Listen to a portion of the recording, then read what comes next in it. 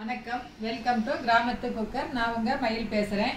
இன்னைக்கு நாம உடம்புக்கு ரொம்ப சத்தான காய்கறி சூப், உடல் எடையை குறைக்கக்கூடிய காய்கறி சூப் எப்படி செய்யலாங்கிறத பத்தி தான் பார்க்க போறோம். அதுக்கு முன்னாடி நம்மளோட கிராமத்து குக்கர் சேனலை சப்ஸ்கிரைப் பண்ணாதவங்க சப்ஸ்கிரைப் பண்ணிக்கங்க. இப்போ வாங்க வீடியோக்குள்ள போலாம். இப்போ சூப்பு செய்யறதுக்கு ஒரு வடை சட்டியை அடுப்புல வச்சிருக்கிறேன். கொஞ்சமா வெண்ணெய் சேர்த்திக்கலாம். இது வந்து நம்ம வீட்லயே தயார் பண்ண வெண்ணெய் தான். வெண்ணெய் நல்லா உருகி வரட்டும். இந்த மாதிரி சின்ன சின்னதாக கட் பண்ண இஞ்சி சின்ன துண்டு எடுத்து இந்த மாதிரி சின்னதாக கட் பண்ணிக்கலாம். இதை சேர்த்திக்கலாம். இஞ்சியோட பச்சை வாசனை போகிற வரைக்கும் வதக்கிக்கலாம். கூடவே ஒரு பெரிய வெங்காயத்தை அறுத்து வச்சிருக்கிறேன். இந்த மாதிரி பொடியாக நறுக்கி வச்சிருக்கிறேன். வெங்காயத்தை சேர்த்திக்கலாம். ஒரு சின்ன பீஸு குடமிளகாயை இந்த மாதிரி கட் பண்ணி வச்சிருக்கிறேன். ஒரு மிளகாயில் பாதி மிளகாய் எடுத்தால் போதும். பாதி மிளகாயிலேயே கம்மியாக போட்டிங்கன்னா போதும். இப்போ அதையும் சேர்த்து நல்லா வதக்கிக்கலாம். இந்த மிளகாயும் வெங்காயமும் நல்லா வதங்கி வரட்டும். அது வரைக்கும் நம்ம வதக்கிக்கலாம். வெங்காயம் நல்லா வதங்கி வரட்டும். அதுக்கு சூப்புக்கு தேவையான அளவு காய்கறி பாருங்கள் எடுத்து வச்சுருக்கிறேன். சின்னதாக இவ்வளோ அளவுக்கு முட்டைக்கோசு ஒரு 3-4 இலை இருந்தால் கூட போதும். ஒரே ஒரு கேரட்டு இந்த மாதிரி பொடியாக நறுக்கிக்கலாம். 3 அல்லது 4 பீன்ஸ் இந்த மாதிரி எடுத்து அதையும் பொடியாக நறுக்கிக்கலாம். இது கூடவே நீங்கள் பச்சை பட்டாணி வேறு ஏதாவது உங்களுக்கு விருப்பப்பட்ட காய்களும் சேர்த்திக்கலாம். நான் இன்னைக்கு 3 காய் தான் எடுத்துருக்கிறேன். நீங்கள் வேறு காயும் சேர்த்திக்கங்க. காய் நல்லா வதங்கிடுச்சு. இப்போ நம்ம எடுத்து வச்ச காய் எல்லாத்தையும் சேர்த்திக்கலாம்.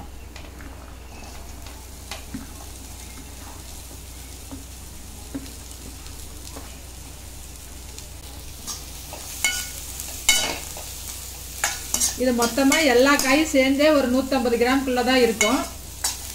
நீங்கள் அதிகமாக வேணும்னா இன்னும் அதிகமாக சேர்த்துக்கலாம். இந்த அளவுக்கு காய் எடுத்தாலே இதில் வந்து 4 டம்ளர் சூப் வைக்கலாம். 4 பேர் குடிக்கிற அளவுக்கு. இப்போ இந்த காய் நல்லா வெந்து வர்றதுக்கு உப்பு போட்டுக்கலாம். கல் உப்பு தேவையான அளவு கம்மியாகவே போட்டுக்கோங்க. பத்தலைன்னா கூட நம்ம மறுபடியும் சேர்த்திக்கலாம். இப்படியே ஒரு 2 நிமிஷம் நம்ம நல்லா வதக்கிக்கலாம். அதுக்கப்புறம் தண்ணி ஊற்றிக்கலாம். இப்போ பாருங்கள், நான் வந்து இதுக்கு 1 லிட்டர் அளவுக்கு தண்ணி ஊற்றுறேன். இது வந்து 1/2 லிட்டரு.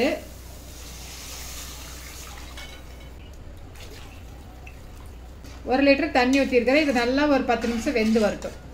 அடுப்பு ஓரளவுக்கு மீடியமாக வச்சுக்கலாம். ரொம்ப ஃபுல்லாக வச்சிங்கன்னா தண்ணி சுண்டி போயிடும், காயே வேகாது. அடுப்பு கொஞ்சம் கம்மியாக பண்ணிட்டு நல்லா வேக வச்சுக்கலாம். நம்ம ஒரு 10 நிமிஷம் நல்லா வெந்து வரட்டும். அது வரைக்கும் நம்ம மூடி வைக்கலாம்.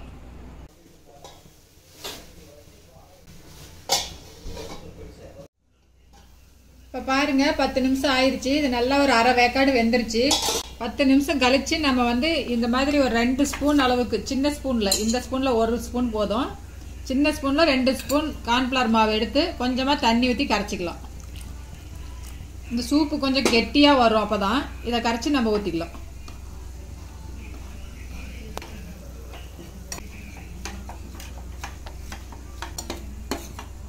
இந்த மாதிரி கட்டி இல்லாமல் சுத்தமாக நம்ம கரைச்சிக்கலாம். இப்போ இந்த கார்ன்ஃப்ளவர் மாவு கரைச்ச தண்ணி வந்து இந்த சூப்போட சேர்த்திக்கலாம். நம்ம கார்ன்ஃப்ளவர் ஊற்றுனதுக்கு அப்புறம் ஒரு 3 நிமிஷம் விட்டா போதும். அது கொஞ்சம் நல்லா கெட்டியாகி வந்துடும். அதுக்கப்புறம் நான் காட்டுறேன். கார்ன்ஃப்ளவர் போட்டதுக்கு அப்புறமா நம்ம 1 ஸ்பூன் அளவுக்கு பெப்பர் தூள் போட்டுக்கலாம். இது வந்து நான் வீட்லயே அரைச்சது தான். இப்போ பெப்பர் போட்டு நல்லா கலந்துக்கலாம். பெப்பர் போட்டதுக்கு அப்புறம் 1 நிமிஷம் இருந்தால் போதும். நம்ம ஒரு கொதி வந்தோடனே நம்ம அடுப்பு ஆஃப் பண்ணிக்கலாம். இப்போ பாருங்கள், ஒரு 3 நிமிஷம் ஆயிடுச்சு. நல்லா கெட்டியாகி வந்துருச்சு. இப்போ வந்து ஒரு மணத்துக்காக நம்ம கொஞ்சமாக கொத்தமல்லி தழை போட்டுக்கலாம். இப்போ நம்ம அடுப்பு ஆஃப் பண்ணிக்கலாம். இப்போ பாருங்கள், கெட்ட கொழுப்பை கரைச்சி உடல் எடையை குறைக்கக்கூடிய காய்கறி சூப் வந்து ரொம்ப சூப்பராக தயாராகிருச்சு. இது உடம்புக்கு ரொம்ப நல்லது. குறைஞ்சது வாரத்தில் 2 நாள் 3 நாள் ஆகுது. நம்ம ரெகுலராக இதை வச்சு சாப்பிட்டோம்னா சின்னவங்கலேருந்து பெரியவங்க வரைக்கும் எல்லாருமே சாப்பிட்லாம். உடம்புக்கும் நல்லது, குடிக்கிறதுக்கும் ரொம்ப டேஸ்ட்டாக இருக்கும். நீங்களும் இந்த மாதிரி வீட்டில் செஞ்சு பாருங்கள். செஞ்சு பார்த்துட்டு எப்படி இருக்குதுன்னு உங்கள் கமெண்ட்ஸை சொல்லுங்கள். உங்களுக்கு காரம் அதிகமாக வேணும்னா இதுலேயே இன்னும் கொஞ்சம் கூட பெப்பர் பொடி தூவி நம்ம குடிச்சிக்கலாம். ரொம்ப நல்லாயிருக்கும்.